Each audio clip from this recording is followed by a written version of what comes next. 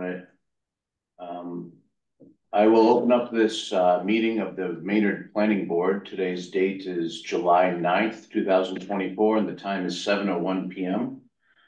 This meeting is being held in hybrid format, which means that members of the board and members of the public and applicants can either participate here at Town Hall or online through the virtual Zoom link. Please note tonight's meeting is being recorded. Since we have members of the board both here present in Town Hall and on the Zoom virtual meeting link, I'm going to just do roll call. If you could please acknowledge that you can hear and participate fully in the meeting. Annette Garabedian, sorry.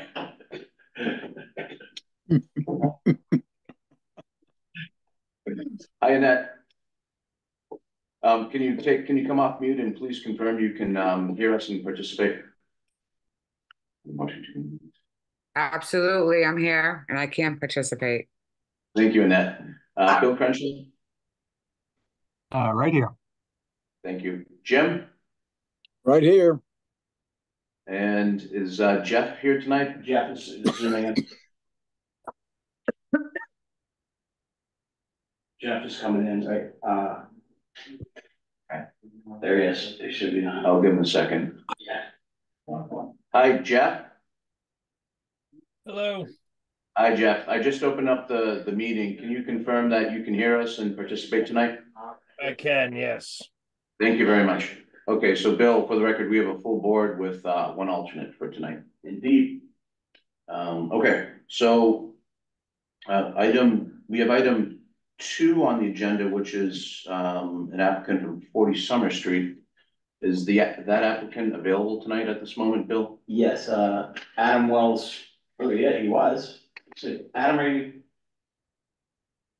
He was just here. Yeah, I think he's there. Adam Wells, are you still on?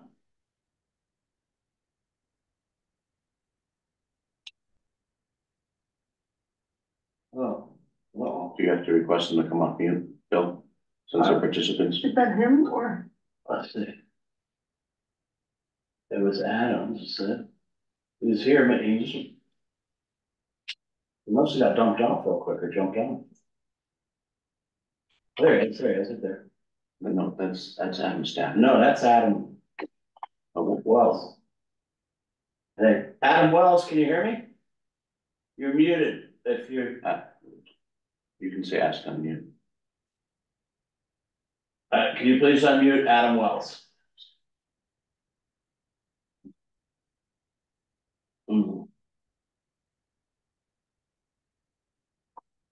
Wow. Oh, I see. You're right. Okay, I got you. Adam Wells is on the phone. Adam Wells, can you unmute, please?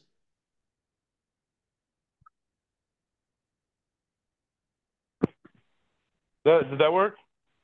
Yeah, now I can. Is that Adam Wells? Yes, it is. Okay, thank you.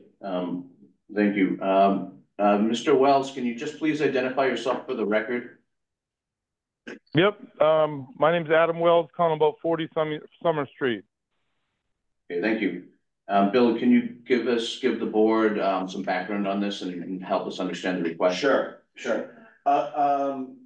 About a month or so ago, Mr. Wells came in and was redoing part of the facade on the former Knights of Columbus building at 40 Summer Street.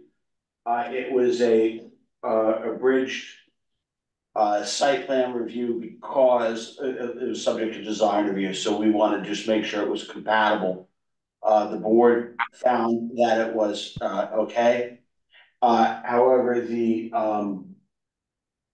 plans and the board's understanding was that it would be a concrete ADA ramp leading to the facility, and Mr. Wells has contacted the town and wanted to use a substitute material of pressure treated wood. I checked with the building commissioner, has no problem performance wise or anything like that, but we felt that the board should be aware and just make sure if they are okay with it, and if so, I would request that they deem it a minor site plan amendment, but we didn't want you to change it without checking with you. So that's where we're at. This is, and am I correct, Mr. Wells? Yep, that's exactly right. Okay, is there any other information you could provide, drawings or, a description any further? There are drawings. I believe that they were on the agenda attachment. Basically, we got approved for a concrete ADA ramp with veneer on the side. And now my customer's wondering if he can use pressure treated wood. Ideally, he wants to do like Trex vinyl and PVC, but due to finances, he'll probably have to wait a few years for that. So right now we would just do the frame, basically pressure treated wood.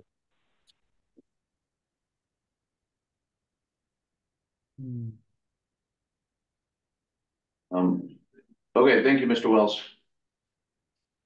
Any Sure. questions or comments from the board?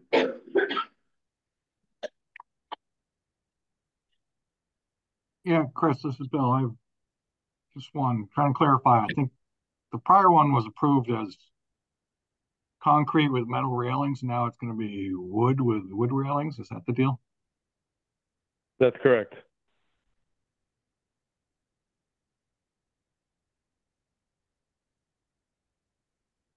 Pressure treated, correct? It was. Yes. Yes, pressure treated wood for the whole thing. With the railings, the frame, the actual ramp part.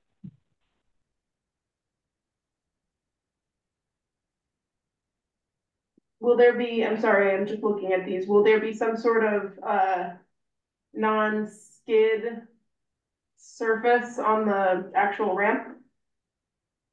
Or Yes, due to regulations, we have to make that as safe as possible for wheelchairs.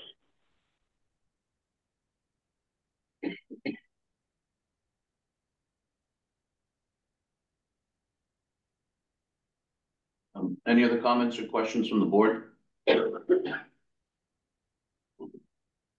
Yeah, two other comments or questions here. One is I assume the footprint and everything is exactly the same. Is that correct? That's correct. Yep. All right, and the other is this Yeah. wood? So if I'm sorry, I don't have the drawings in front of me. If you're looking at the drawings, there's a concrete walkway section. That's still going to be concrete walkway, but then the ramp goes to the right, back to the left, and then in front of the building, there's also some stairs. All that is going to be pressure treated wood. Okay, and is the wood just going to be left natural, or is it going to be painted to match the building, or what's the deal? No, it's just going to be natural. And once they get the funds, then they're going to use all the weatherproof technology to. It's just ridiculously. And I got a quote for $75,000 for just the ramp, and he's already spent like over 80 on his building falling. So he's just looking to. I know we want it to look nice. Just looking to see if we can just get approved now, the pressure treated. But I know in his mind that he wants the weatherproof. So basically, we build it out of the framing wood and then we just cover it with all plastic, like later. We just cover all the wood with plastic. I hope that makes sense.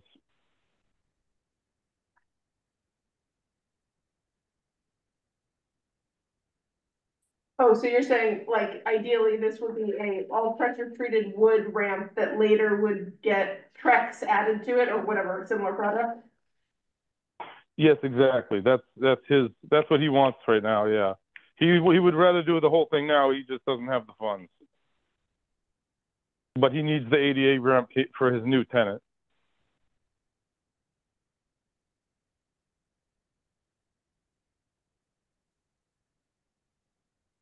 Okay, any other questions, comments from the board?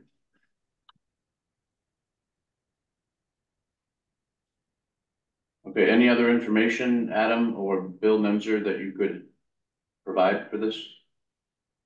The building commissioner has no, concerns from his standpoint. An ADA, effect on ADA access. Our request is for determination of major minor.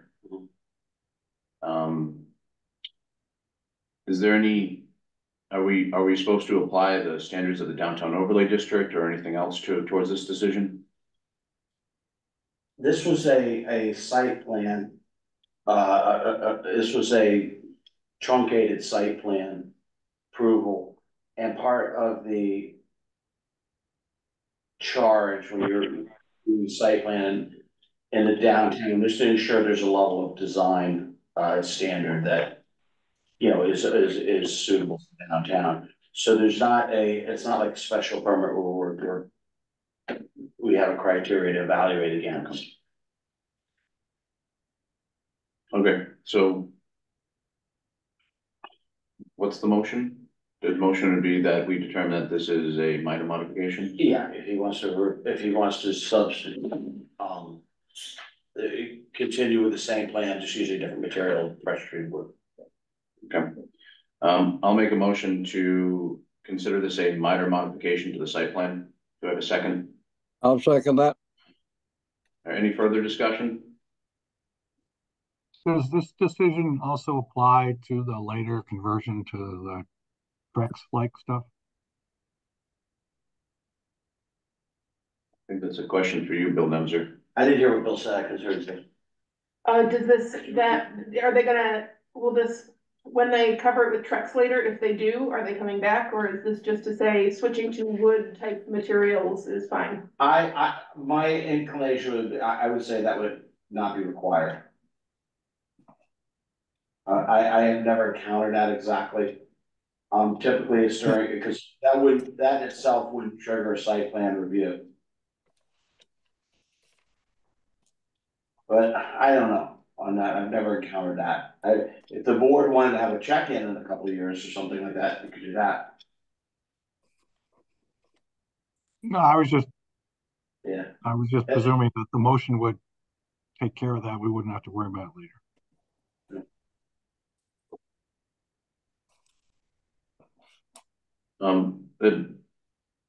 Bill Gundry, you're welcome to make that motion, if you prefer.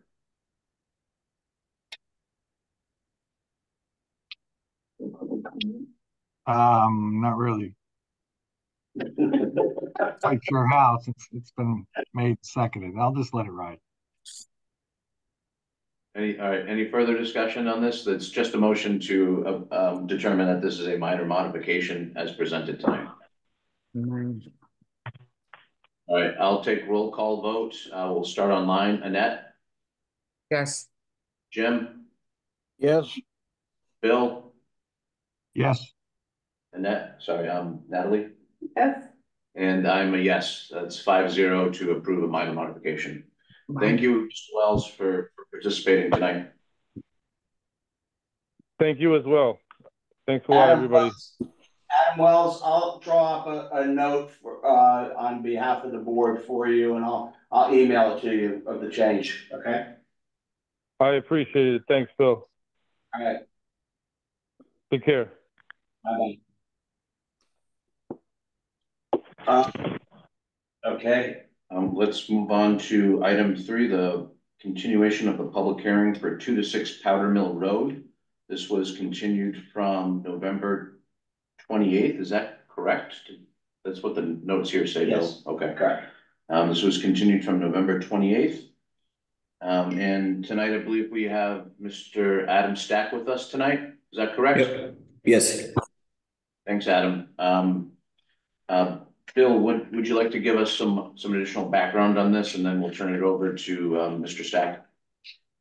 Some of the concerns that have come up both from the applicant and from the board led to a reevaluation of the project and the proposed use and the decisions that Mr. Stack and Mr. Carr,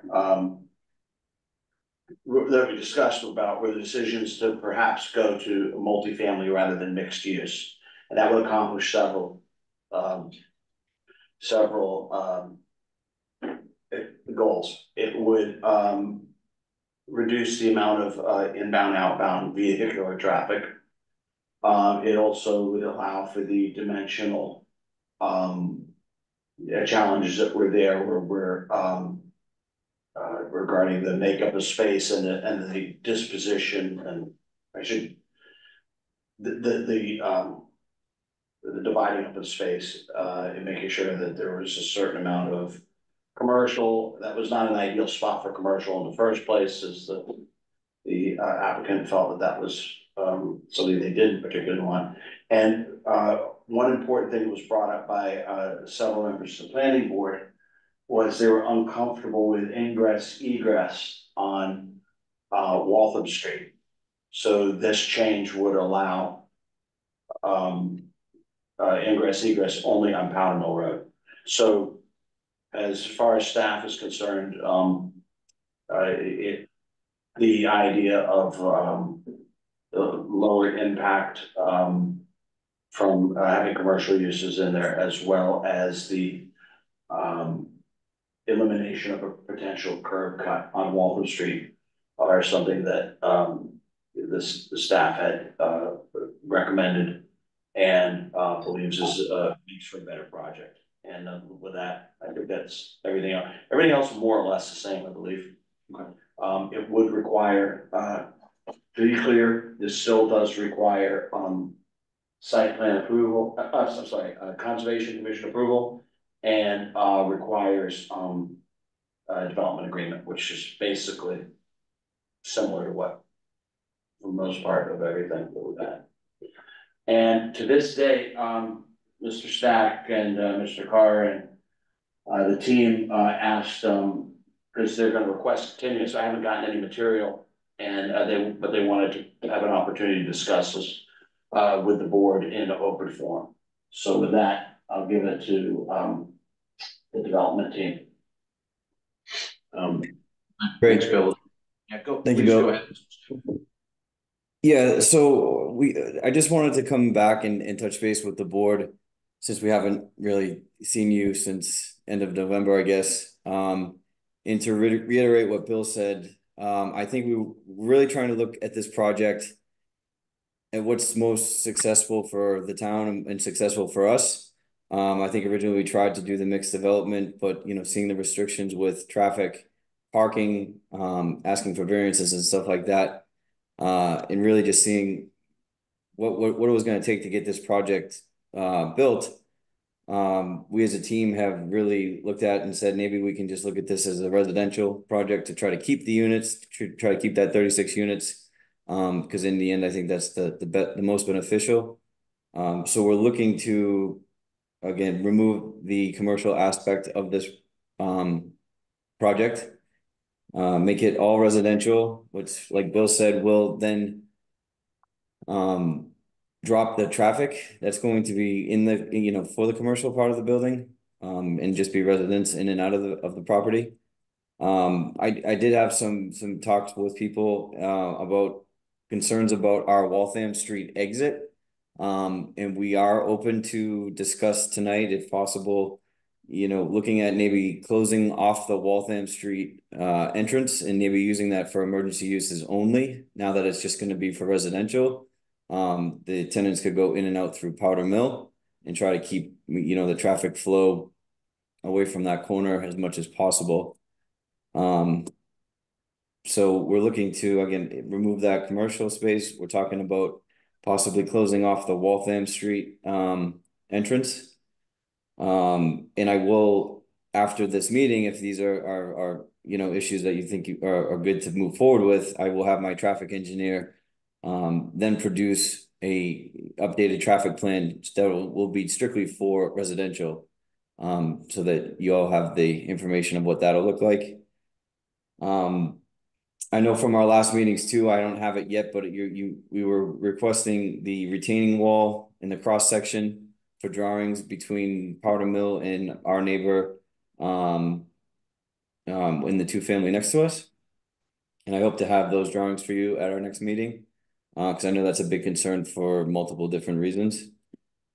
And basically, I just wanted to kind of get a feel and temperature from the board on what direction we're moving forward in this for this project, because I feel it's been a little bit of a stalemate for a while. I just got off the conservation meeting at 6 o'clock with Julia and her team, because they've been wondering, you know, where are our plans, where is peer review, where are we going with this? And I think as a team, we've decided to kind of separate this package and go to each board individually, starting with the planning board and working with the select board for the development agreement, and kind of just trying to make progress at one level instead of all at the same time, because I don't really think that has been helpful for us to try to get the special permit approved. So again, speaking out loud here, our plan would be to move forward with the planning board with these updated items, and try to get a special permit in place. Obviously, that would be contingent upon conservation approval, but that's what we as a team would like to try to accomplish. Also, going along with that, I've been speaking with Steve, who's the new director administrator at the town, and Bill, and we're going to be working with the select board to try to finalize our development agreement, so that we can try to work the special permit and development agreement at the same time. So that's kind of where I want to start in January of 2024, and then try to find a clear path to special permit to get this project moving and kind of out of these, just preliminary stages. So that's what I have for right now. Thank you, Adam. Thank you. In general, so if I could just summarize, it sounds like the project will change from mixed use to a residential project, which is allowed in the town overlay district, correct, Bill? Correct. Okay. It's fine, it could, yeah. So there's no issue, there's no regulatory issue there that abides by our rules and regulations. It does. Okay. We will need to issue a special permit. We will need to finalize the DA, correct? Or It's up to the board. Okay. Up to the board, what order they would want to do that. Okay. So Adam, it's not required to finalize a DA before a special permit, but it's one of those things where a lot of the language is very, very similar. It's probably advised to have it all outlined very clearly. One may occur on one week and then the signatures may occur on a different week, but substantially, it's probably advised to have it, have those things aligned, the DA and the special permit aligned, which means the site plans and the designs. Does that make sense to you?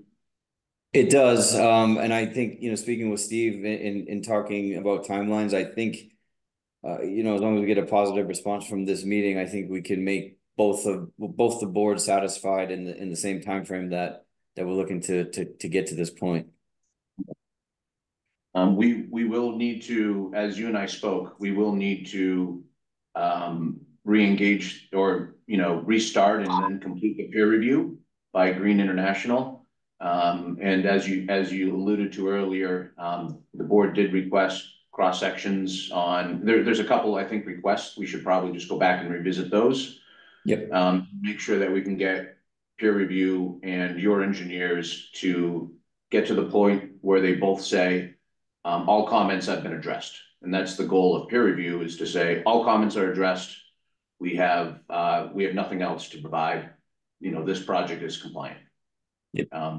And so that's one step that needs to occur. By our rules and regulations, we're also gonna need to see a presentation from the architect on the design of the building itself. It's just part of the architectural design review portion of this. That did not occur in the previous hearings, so we're gonna need to see that as well. In the past, I've found that to be less cumbersome and burdensome than engineering review, but it's something that we should obviously roll into the schedule. Obviously the design details will be important for both those reviews. Sorry, I'm just looking at my notes. And so a few questions.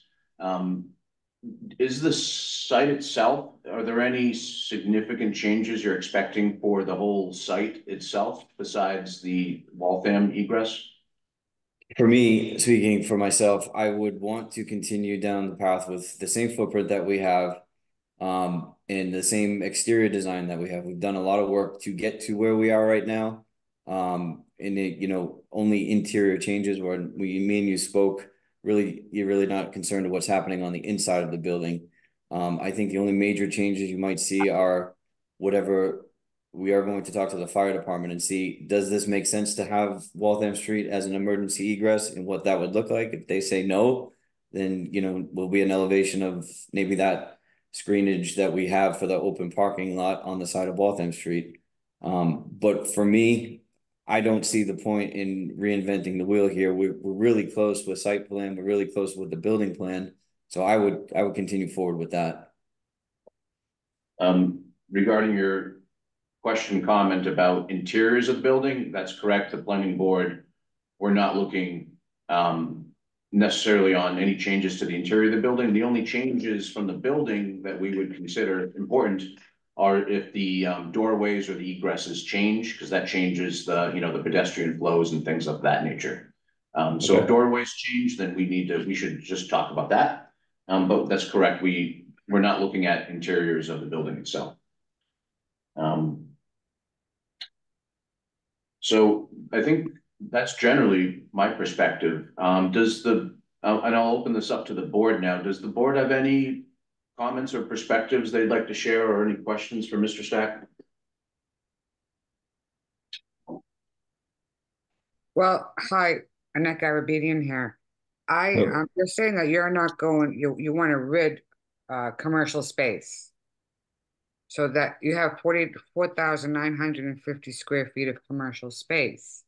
What happens to that space? Do you increase the residential units by 4, which would be 40 units?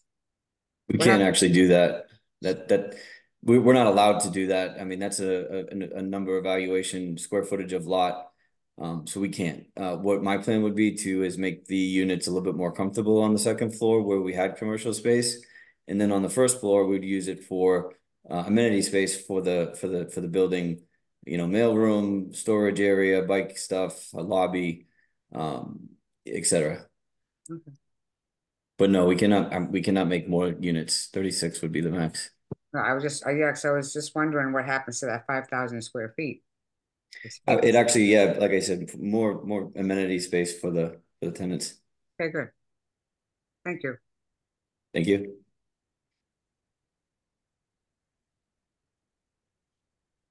Chris, it's Bill. My first impression is that, the number of units and frankly, the required footprint of parking is still a lot. And I hope that the reduced parking requirements because of the lack of commercial space can go in to help some of the landscaping and buffering and things like that. I will note to that we are against the wall with one of the bylaws that you have for parking under the building, because we do have a lot of parking under the building. So with removing the necessary parking spaces for the commercial we probably won't have to ask for a variance for the parking under the building, which was something we were running into at the end of November. So I'm not saying we No, can't help with the, That's what I'm saying. I'm saying the original plan was basically just pave the whole site, and there were compromises on setbacks and landscaping buffers and things like that. But I hope now that there's less parking required, then that landscaping and buffering can be restored. understood. Bill, or maybe Bill Nemser, do you have a sense of the reduction in parking for this project now that we're discussing? No, because I haven't seen the bedroom breakdown. Okay. But again, as the board is well aware, you know, the downtown overlay district, that's one of our goals, and the tools are in place. The other thing I'd say while I'm here, this is for Adam and Matthew. You know, when you do reconfigure your plans, you got a heck of a good jump start with comments that, you know, that would probably make it a lot easier when you tweak these. But there's I think you have at least one or maybe two rounds of engineering comments from Green that should help you, I would think. And the second question I was, you kind of answered, but any of the adjustments that needed to be made through a variance or something, if you can avoid them now, I would do it. You know, take that out of there. I probably don't have to tell you that, but I take advantage of, because we did have a couple of problems there at the end that mathematical problems were going back and forth and stuff. So I think it would be easier for everybody if you could just make note of those. So when your plans are redone, and addresses those. That's just my 2 cents on that. Let's go back to the board. Any more questions, comments from the board? Jeff, yes. I got a quick one. Yeah, I made a comment last time just about like truck turning as part of the site plan review. You know, I still think that will, you know, be useful to see things like delivery vehicles, how they're gonna, you know, access the site, especially now with only one driveway, and move in, move out, that type of stuff. If it's going to be apartments, but I know that was just a comment I made last time. I just didn't want it to get lost.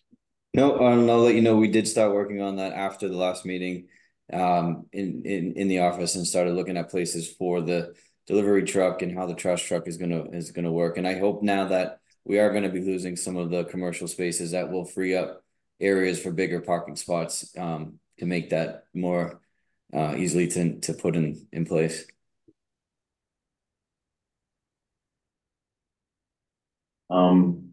Jim, any comments, thoughts, perspectives?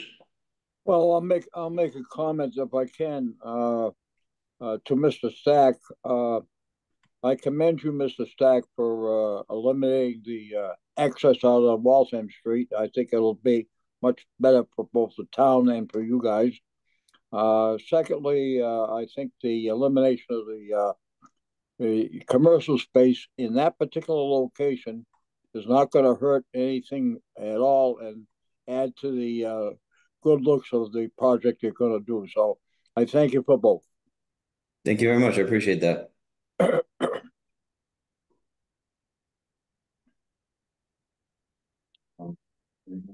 I don't have anything real to add, except I'm looking forward to seeing the new plans. I hope that this can, you know, move forward swiftly. Thank you. Question for you, Chris. How do we move from this point on now? I agree. That's really the good pending question now, Jim. The way I'm looking at it, and it's always up to the applicant, as you know, Jim, it's always up to the applicant on how to proceed. But if the applicant is asking me, and I think, Adam, you are asking from our perspective on how we could proceed, I would say it would be helpful to work with the town officials on carving out or finalizing the draft development agreement. And then, working diligently on, addressing peer review and the design details, that have been noted in the previous planning board hearing and through green engineering. And then we need to schedule the next hearing for this, to cover peer review and to cover architecture review. So that would be my general advice. How does Adam, that's just advice, but how does that sound generally to you? That's exactly what I was looking for because I mean, these are the things I just want to focus on 100%, get this information to the board so we can move forward. And if those are, the 3 or 4 pieces that I need to get done, then that's the clear path that I'm looking for. Okay, so I'll just cover it one more time. It would be work on the development agreement. Yep. Work towards finalizing the peer review, so you get thumbs up from all the engineers. Prepare the architecture presentation review for next hearing. And I think those are the updated traffic report too, right?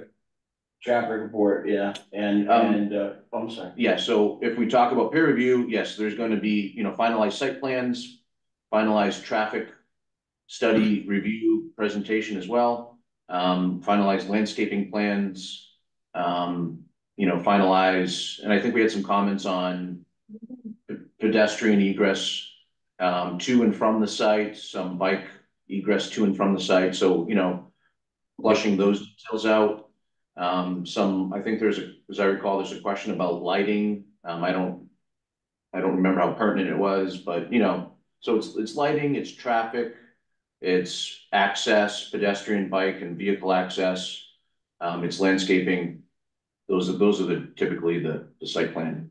All on the planning board topics. Regulations is right down, it gives you a checklist from that, yeah. Bill can, I think Bill would probably be the right point person to make sure that your team, green engineering, and the town are all working in the same direction for peer review. And then we would need to get to a point where the board's comfortable issuing a special permit if they so agree. And that special permit would probably have some contingency bill for Conservation Commission approval, since this is along the riverway. That's right. Subject to. So this would simply be a subject to Conservation Commission approval? Well, that would be one of the conditions. Maybe,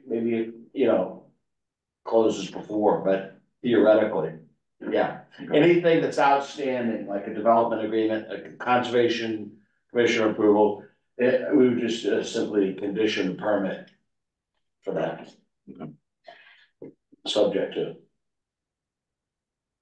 Good.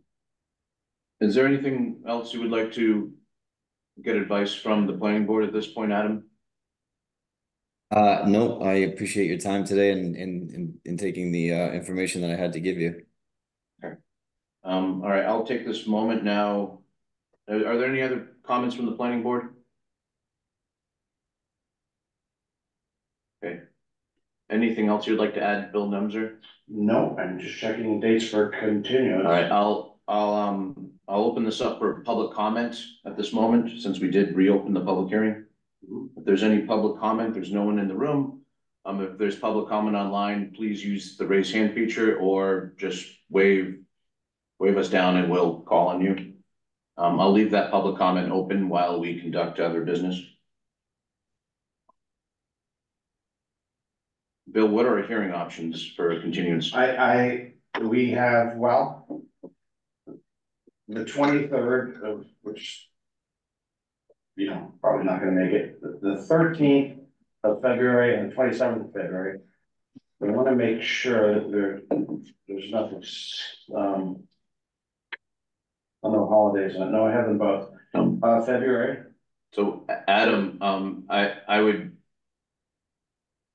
advise against continuing to the next hearing in January. There's not going to be enough time for peer review to, work through some of those details. Yep. I would say the earliest would be the first meeting in February. When do you But need it's- the documents to you as the board to review before that meeting? 2 weeks. Our regulations are 2 weeks. That's the regulation. So January 30th? Bill, can you help him confirm that? Yes. Mm-hmm. So the first Yeah. meeting in February is February 13th. 13. Okay, so February 13th, 2 weeks prior, sounds like January 30th, Adam, yes. I think that's reasonable. Bill, can you ensure that your staff has time to also support in the next handful of days? Is this as well? Yes. Okay, I'm happy to continue to February 13th. Is there any public comments? Yes, Mr. Thomas Herbst. Hi, my name is Thomas Herbst. I live at 810 Powder Mill Road. I'm the abutter. I did submit a list of concerns in relation to the development of the project.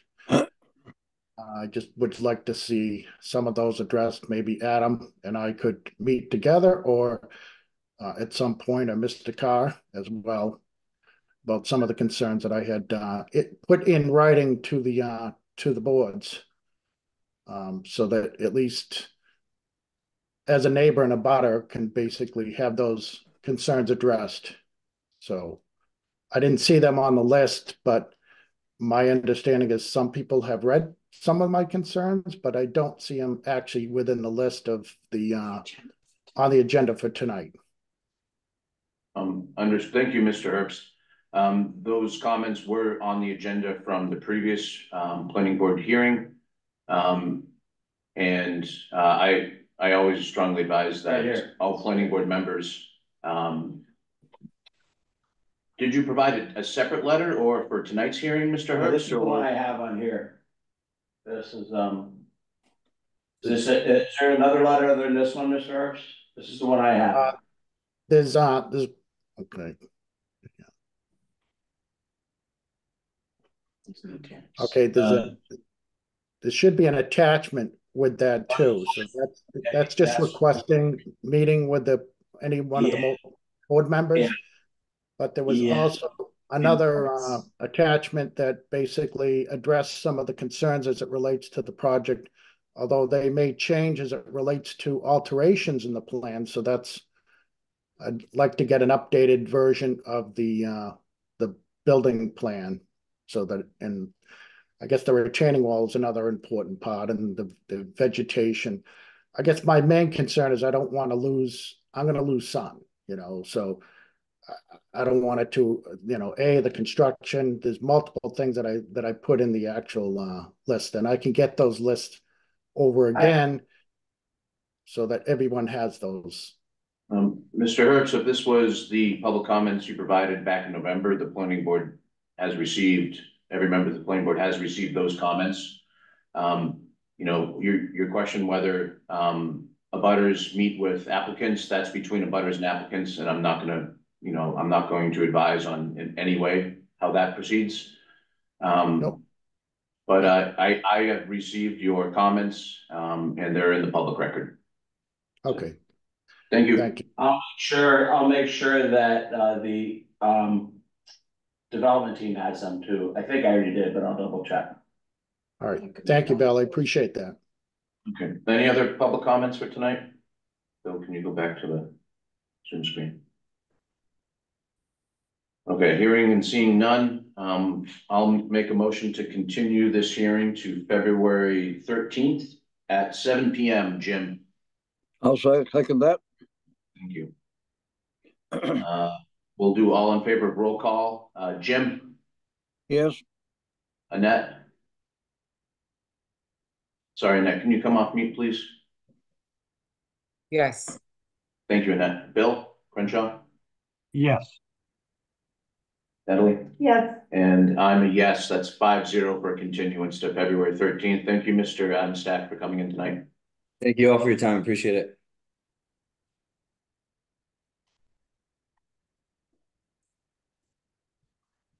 Mr. Chairman, are you adjourning this meeting until that date? The hearing, Yes, this hearing now. is that typical procedure, Jim? That is the procedure, yes. Okay, I will adjourn this hearing until said date. I'll second that. All in favor, Jim, Yes, Annette, Yes, Bill, Yeah, Natalie, Yes. and I'm a yes. Thank you, Jim. thank you.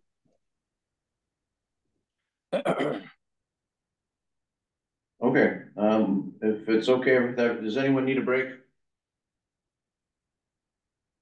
Okay, let's move to item 4, the public hearing for the zoning bylaw amendment for accessory dwelling units. Bill Nemser, would you like to start, or would you like to turn it over to planning board members to present? I would not steal the thunder. Okay. The planning board members for this, but they done a terrific job. But then let's just talk procedurally. We're opening up this hearing for the zoning bylaw amendment. And maybe just for Jeff's, since Jeff is more new to the planning board, the way this works, Jeff, is that any bylaw amendment comes to the planning board for review. As a hearing, we open it up, we discuss. If the planning board decides to approve, it gets moved for approval, it gets voted on and approved, and then we send it to select board for their review as well. This is all so that we can meet a time deadline for, particularly in this case, the May town meeting.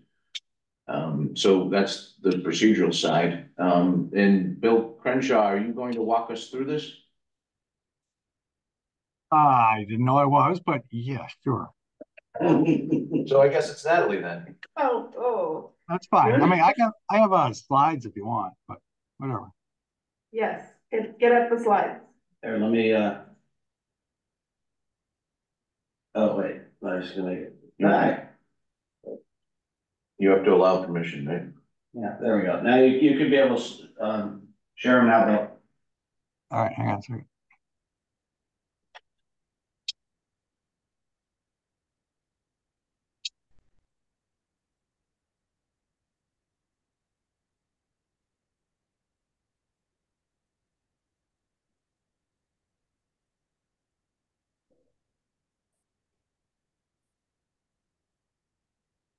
Your slide showing? Yes. Okay. So Natalie, you want me to run through them? Yeah, go through them. Okay. So, this hearing is for a proposal on a potential change in the zoning of our accessory dwelling units. We currently have a section 8.1 that addresses accessory family dwelling units, and this proposal will make changes to that section. Just quick background, what we're talking about, accessory dwelling units is just a secondary residence within a primary unit. Could be in the basement, attic, it could be built on, it could be semi-detached, whatever. But these are functioning residential units. They have separate means of access, their own sleeping area, kitchen, and bathroom. They're functionally independent from the primary residence. And as I mentioned, we have our current zoning as accessory family dwelling units. The big point there is the only people who can live in these have to be related to the owners of the primary building. We have rules. The other owner has to live on the property. These things can't be more than 600 square feet, and they have to be attached to the building or within the building. They can't be separate. And they have a special permit requirement by the ZBA and also an occupancy permit by the building commissioner that gets renewed every couple of years. Now, the proposal is to change a few of these things. The big thing is that the ADU could be rented to anybody, not just somebody related to the owner. And also that the ADU, if it follows all the rules, does not need a special permit. Also, couple other proposed changes is that if it meets all the rules, the accessory unit may be in a detached building. It doesn't have to be part of the primary building. And then there's also a proposal that the amount of rent that can be charged for the accessory dwelling unit be limited to make it more affordable. But many of the other things are still the same as the current rule. Owner has to live there. You know, the size is still 600 feet, has to comply with all the zoning requirements, has to apply to all the building codes, sanitary codes, still needs an occupancy permit from the building commissioner, and it has to fit in with the neighborhood. Just to get into a couple little details, talking about the permitting, you know, the current has that ZBA special permit, that would go away. The building occupancy permit rules would still be there, and still have to be renewed every 2 years. So that oversight would remain. As far as the size goes, as I mentioned, it's still the same maximum size of 600 square feet, but we're proposing a couple caveats to that. One is it can't be more than half the size of the principal dwelling unit. So if it was a small ranch that's only, you know, 1,000 square feet, the maximum size of this accessory unit could be 500 square feet. And it's being limited to 2 bedrooms. Current rule says 3 occupants, but we think it's a little more enforceable with 2 bedrooms. The proposal for the rent cap is to make sure that people can afford to rent these things. And, you know, the point here is not to, you know, have really high-end housing options. We just want convenient and accommodating housing options. And the proposal is modeled under something that Salem, Mass has done.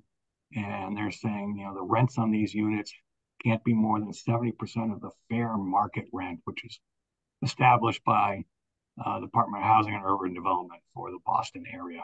And frankly, if you look at the rent amounts, they're still pretty high. So it's not like people can't afford to build these accessory dwelling units. It's just the rent will try to match the level of facilities and accommodation provided. A few other things, you know, the owner still has to live there, although the proposal is that the owner could live in either of the two. They could live in the accessory dwelling unit and somebody else could live in the principal if they want it. That's currently not allowed. We're suggesting it be allowed. Also make sure that there aren't any short-term rentals. We don't really want this turned into Airbnbs. We want long-term housing. So it would require a minimum 90-day initial lease, and then maybe they could do month to month after that. And then the other thing is, this is proposing that in certain circumstances, detached ADUs might be allowed, but they'd still have to go by the rules of the main building.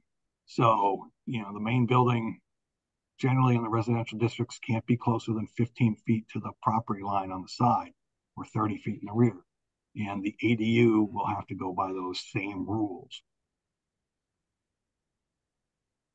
But that's the summary. It's a change of the existing one. It turns out there has to be several pieces of this zoning language. You know, there's the main body text of section 8.1 that has to be changed. The definition section of the zoning bylaw has to be updated a little bit. And then a couple updates in the zoning bylaw regarding the table of use and also the dimensional table. So it's 4 or 5 edits to the zoning bylaw that would be happening here. Back to you, Chris. Thanks, Bill.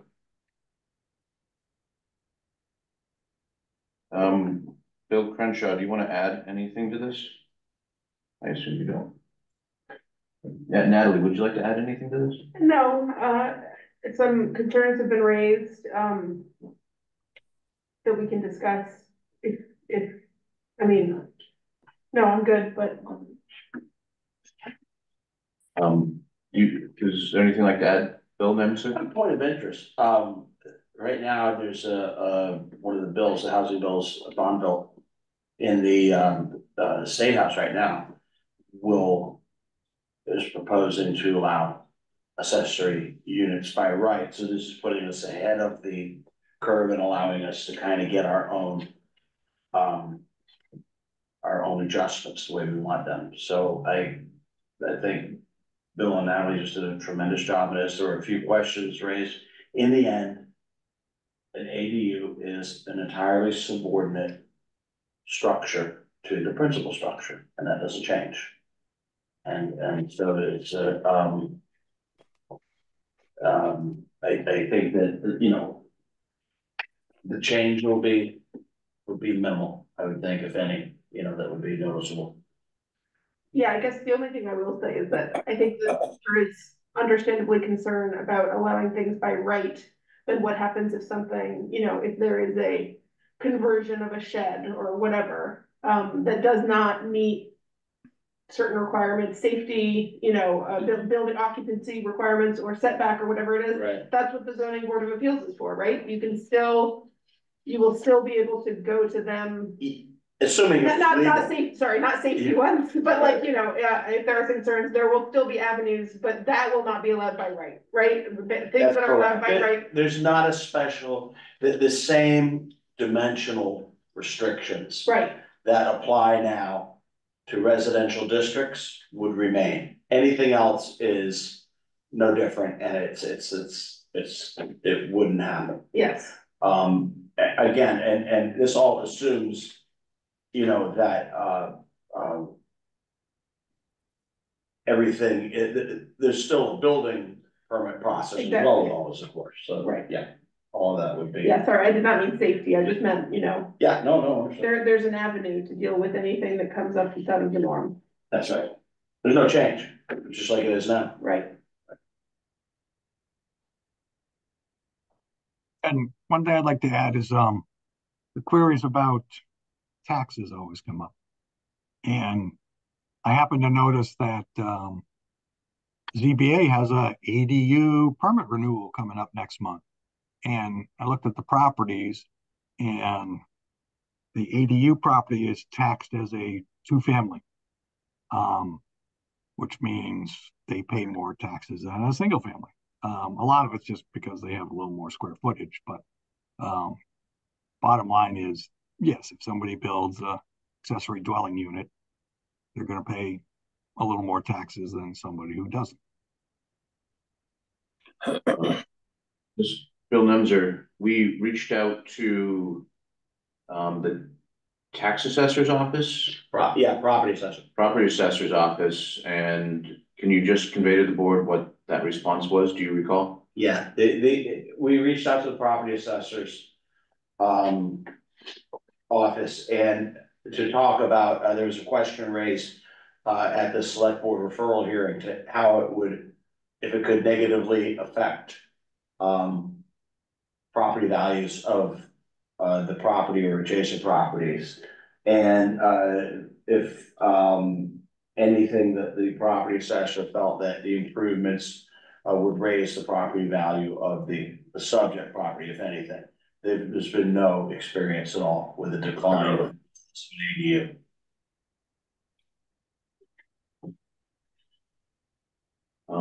Any other questions, comments from the board? Jeff, Annette, or Jim? No. None, thank you. Nothing here. Anything, Natalie? Bill Crenshaw, I know you probably don't have questions or comments, but do you have any questions or comments for the record? I'm good. It's just once we finish up any public comments, if you could touch on next steps. Okay. Oh, I have one more comment. I'm sorry. Yeah, go ahead. Phil Crenshaw had asked about parking requirements for an ADU, and I did discuss that with the planning, with the building commissioner, and right now, if there's 2 spots required for a residential unit, and an ADU would require 1 spot, and that would be something that would be checked when they come with the building commissioner. they don't want cars off the property. And I'm seeing on section 8.1.3.8, off-street parking shall be provided in the amount of compliance with the zoning bylaws for all Exactly. residents of both units in a fashion consistent with character, neighborhood, etc. Yes, No additional curb cuts are allowed. correct. Okay. I had a question about 8.17 severability. I don't usually see this language in our zoning bylaws. Is there a particular reason it's here? Legal put it in, and it was something that was, specifically, they wanted it to put in. Particularly for this zoning bylaw, particularly for this special permit? Well, this isn't a special permit, but- Honestly, I'm not sure they haven't put this in other. Is it because we wrote it? No, because they went through it. Okay, it just raises the question if is there something specific about this No, section? that's typical in a bylaw. We don't have it in a lot of our bylaws, so I'm curious if it's something we need to look at. I think this is I think there's probably a threshold where there's something that is a little more involved. Okay. And that could come under some scrutiny at one point for one thing or another. I think it was in, it's in our margin. I think it's because we wrote it. Okay. All right, Chris, I agree with you. It's kind of weird that they would throw it in. Maybe they were just doing it because they wanted to justify their fee or something, but it may have some value if the state ever does do an ADA legislative change, because one of the things they're talking about on the state level is the by right is 900 square feet. So maybe if they did that, we would lose the 600 square foot max, but we'd keep everything else. Understood. That's good. That was gonna be my next question, if we had any other. So my question was going to be, do we have any information on what the state is intending to do, and has this generally been compared to what's available information? I think when we started, we compared it with, well, I say we, primarily it was, Bill and Natalie did the work on it, but, ADUs from, I think, 2 or 3 other communities that had passed them, I believe. Oh, like 6 or 7. We went crazy. The ones that passed? Yeah. Yeah. But I don't think the stuff from the state was out when we started doing that. Probably not, right? Yeah. And if I can explain, I don't believe the stuff from the state is out. I don't think anything's been filed. It's just people talking. Okay. Okay. Can we talk about some of the timelines here? So the initial permit would be for 2 years, and then permits would then be issued by the building commissioner every 2 years after that. There's no sense, so then there'd be no more touch points with the planning board then once we have the initial permit. That's right? correct. Okay. Yeah, just building inspector and board of health, that's all. Okay. Just like any other resident. I think it's reasonable, so I just wanted to make sure I understood it correctly. No more public hearing. And then, if there is an issue, what would be the procedure? They would need to come back to planning board for review? Well, it's on the issue. Okay. I mean, if like right now, for example, if a two-family is being developed, and the planning board would never see it, and there's issues come up every day with that. Mm-hmm. They handle the same way as, and the same with single family, of course, too. So, I mean, it would be handled the same way, building issues.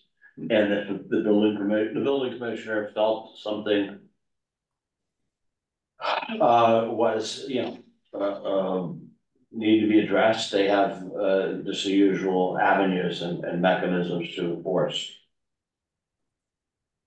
And talking about enforcement, one thing that was brought up was enforcement of the rental amount, the pricing. I mean, Yeah, You mean, who would monitor that? Right. Yeah, that would be done in OMS. There has not been we haven't, Right, we'd have to, yeah, the administrative aspect of this. This is kind of, the idea was to leave a certain amount of this, and come up with, regulations for the building commissioner. yeah, And that's where all that would be addressed. okay, And, that was, recommended by town council, so that we didn't get in the weeds in this, and town council will work with the building commissioner to design regulations to address all those aspects. fantastic.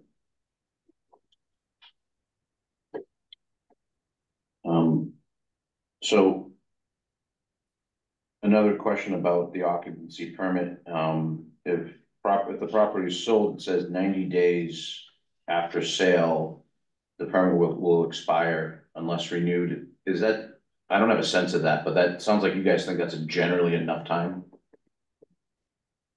Yeah, we saw shorter times in some. We thought it was, some had 60 days and stuff and 30 days and Yeah.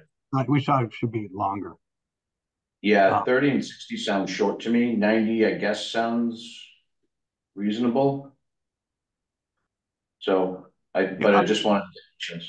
What we're trying to avoid is the tenant gets kicked out for Right. X number of months while it goes through the building permit process. That would be a problem. And our current rules say, they stop doing it, they gotta like rip out the kitchen. It's like we're trying to avoid that too. Yeah, I agree. There's no reason to rip out assets because of some permitting challenge. But the 90 days was really just longer than other people do. But whether that 90 should be 120 or more, I don't know. Could it be 90 days? Within 90 days of it being scheduled for a hearing? I don't know if the planning board needs to fully approve a renewal in 90 days. Could it be like a hearing schedule? Well, there are no hearings. No hearings, right? There's no hearings. This is all building commissioner office stuff. Oh, right. We have no hearing, right? Okay, never mind. So it's all removed. All right, my last question.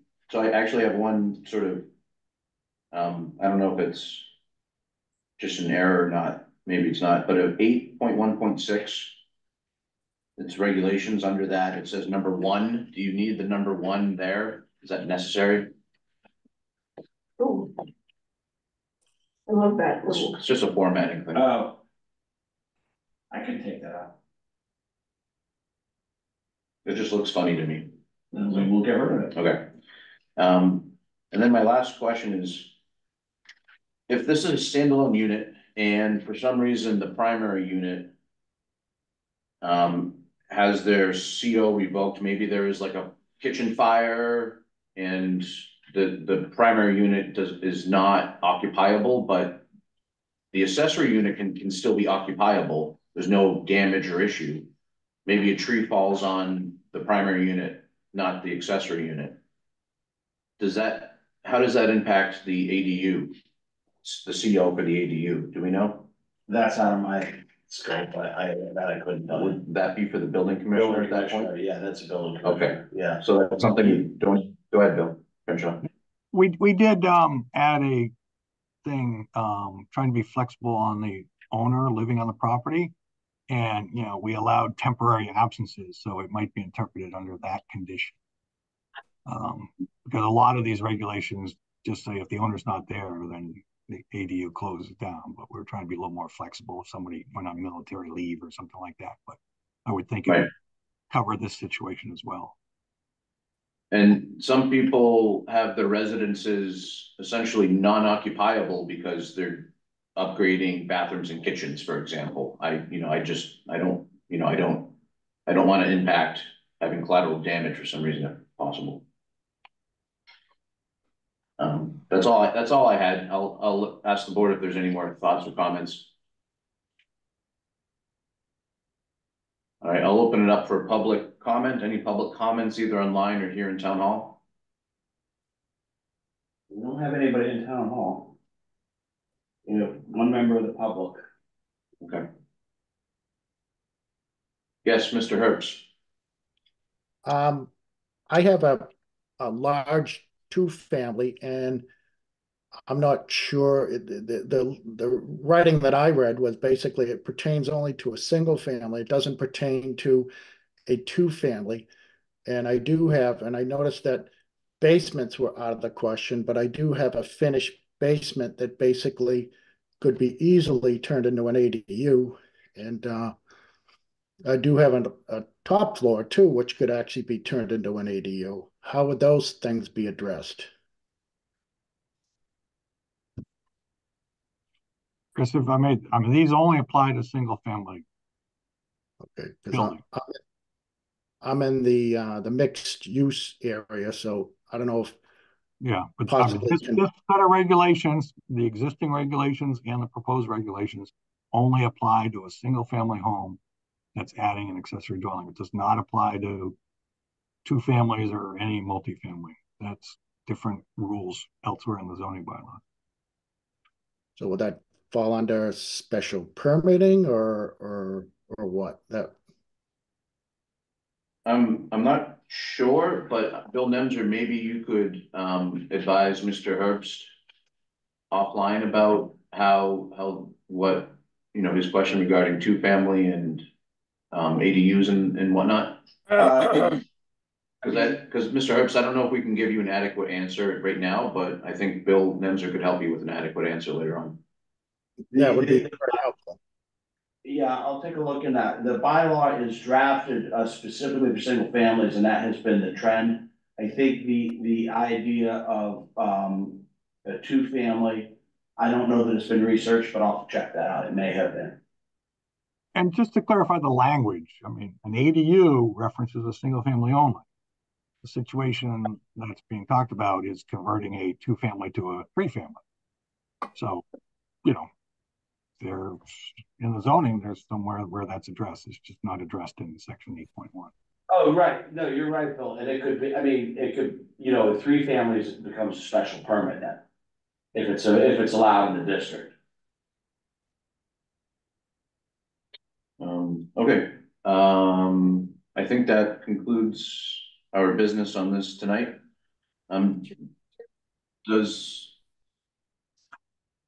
Have we made, I think you made what? Were there any modifications or Get rid changes? of number one. Okay. Yeah. Chris, what are you thinking on the timeline for the change of ownership? 90 days.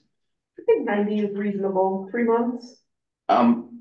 So I was incorrectly working under the assumption that it would have to go back to planning board, and we all know that sometimes it takes time. If it's just with the building commissioner, I don't have the same timeline concerns. So I think 90 sounds very reasonable to me. And I prefer it to 30 or 60 days. So what the board, just to recap, this is, the board is determining tonight if they're going to recommend approval to the town meeting of this article, and then we would do a report documenting the board's decision. So the motion would be that we approve this. The motion would be, making it from the affirmative would be the board recommends approval of this item to the town meeting. And the vote would be taken on that, and then if we had a dissension, you know, we put, and if we don't, we just say recommends, you know, 5-0. I'll make a motion to recommend this zoning bylaw article as presented tonight, including one minor Scrivener's error that Bill Nemser made, as presented tonight for town meeting. I'll second that. We'll do roll call on this. Jim? Yes. Natalie? Yes, Oh, sorry, I did one out of order. Annette? Yes, Bill Crenshaw? Yes. Natalie's a yes, and I'm a yes. That's 5-0 in favor of recommendation, Bill. Okay. Okay, so meeting minutes? Meeting minutes. We I have a have motion one- to close the hearing? Do we need that? Oh, Yeah, okay, I'll make a motion to close the hearing. I'll second that. Okay, all in favor to close the hearing, Jim? Yes. Annette? yes, Bill? Yes. Natalie? Yes, And I'm a yes.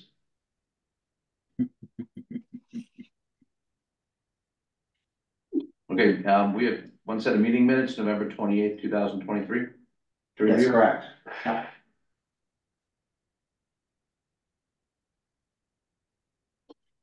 So Chris, question for you. Were you there at the meeting? Did you come in late? I believe, Because you're referenced on the last motion, but you're not referenced anywhere else. I was not present. No. Or did I come in late? No, you, I remember I had an issue. I don't remember what it was. I think you came in late no, maybe you didn't. That's probably Scribner's error. Must have been. I can check on the, I wouldn't bother to put you. Oh, No, I was not there. I remember now. And Bill, you're just gonna check to update that motion? yes, I will check it and make the appropriate change for who seconded the motion. For that, so you can have that amendment.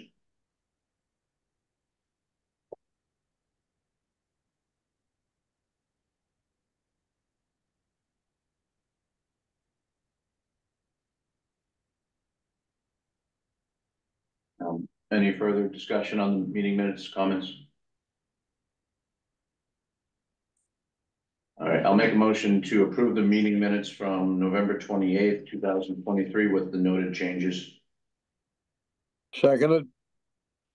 All in favor, by roll call, Jim, Yes. Annette, yes, Bill, Yes. Natalie, yeah, and yes as well. That's 5-0 to approve the meeting minutes as amended. Planning update, Bill Nemser. Yes, two things. Number one, I have, as I told you, I think I've spoken with each of you independently, or most of you anyway, on, the MBTA communities legislation. Today, I finished, our first draft. I'm sending it, to legal, and I will send it to each of you. But I wanted to speak to you first about what I'm sending and why it is what it is.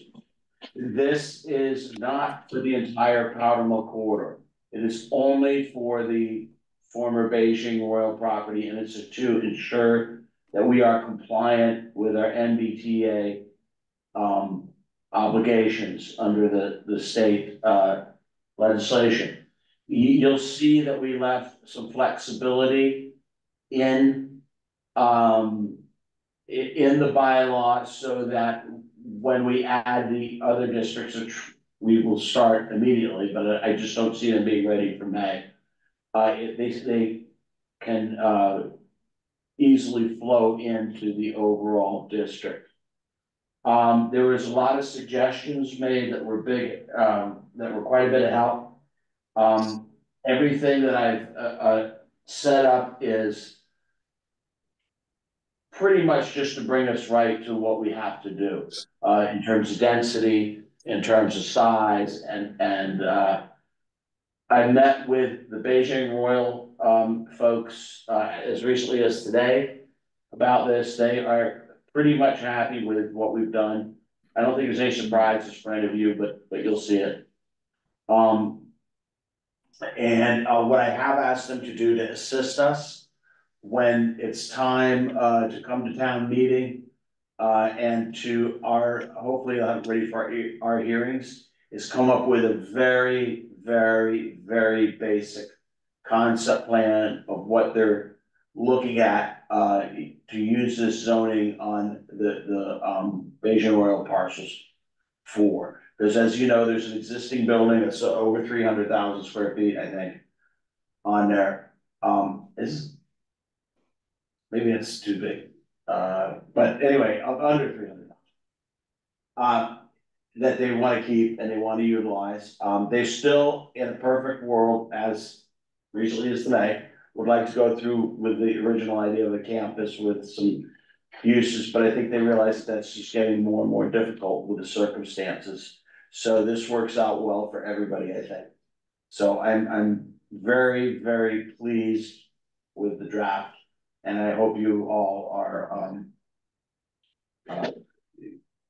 happy with it when we circulate it around.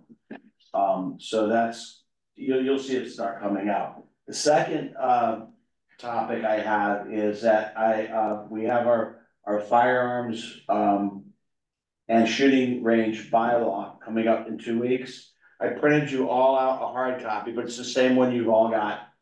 If you do want a hard copy, I'll have them here for you if you're in the office. I'll put them on Zoe's desk. That was, I think it came out pretty good. I really do. I think, and I again spoke to the attorney for the Rod and Gun Club. I spoke to our attorney. I've worked with everybody I could on this. I think it's a pragmatic approach to this topic, and I think that will work. But if you do want a copy, I'll leave them with Zoe because I printed you all out one tonight. Bill, can I interrupt? On that topic, the select board had, I think, a couple questions that were helpful. Did you also have a chance yet to look into those? And I'm drawing a blank on the questions. One of them was about whether the area required full-time parental supervision in the case like there's a shooting activity function like a. Yeah, that was when we did decide.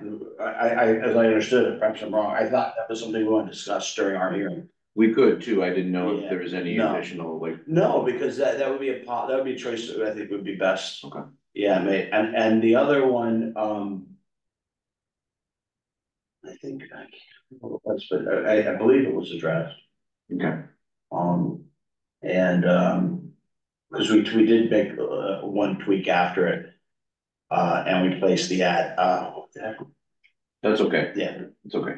I just wanted to make sure we capture that. So anyway, all of you, I have copies here if you'd like to pick up a hard copy if you want. It's not that long, it's a couple pages, but. Chris, if I could clarify something about that age thing. Yes, please. I think I know the answer, but it would be allowable under the hearing process for us to make that less restrictive after the hearing or as a result of the hearing. We could never make it more restrictive, but in this case, that's probably the likely option, right? I can't imagine a scenario where it becomes more restrictive here, so yes. It's just we just have to be careful because there are some changes that we might make that would require a rehearing of them. Right, I would think that if we're going the other way, I would think that if we'll need to research that. Because I think we're fine under this topic. It's just okay. Other topics are tight enough that we don't end up to go to redo the hearings. No. What happened with gunsmithing? With gunsmiths? Yeah. Are we now getting into hearing topics? Well, that part has been. It's already been. Has it been advertised? Yeah, we advertise it. Oh, never mind then. Yeah, it's it's all addressed in there. But with with gunsmiths, I'm trying to think how far. Yeah, the big question was, would gunsmiths be allowed, as an accessory? That's what, yeah.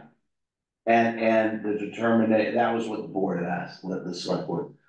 Gun businesses would not, but, gunsmithing would be an allowed accessory use under this.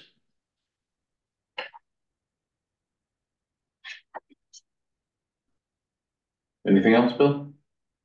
No.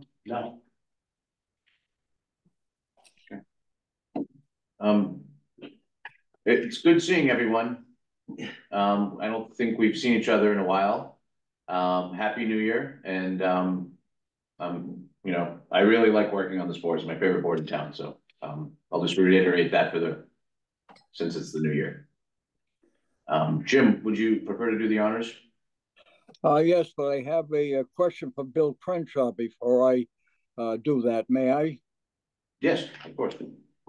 Bill, for the last hour and a half, I've seen you sitting in that big parking lot with snow all around you. How come you're not cold? Lots of hand warmers. It's all good.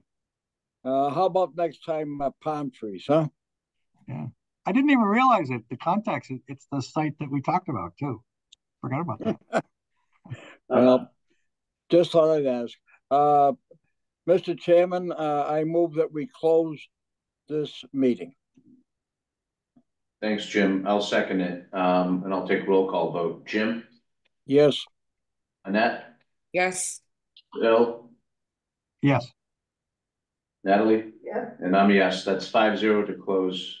Thanks, everyone. Bye, Thank you. everybody. Thank you, Thanks. Chris.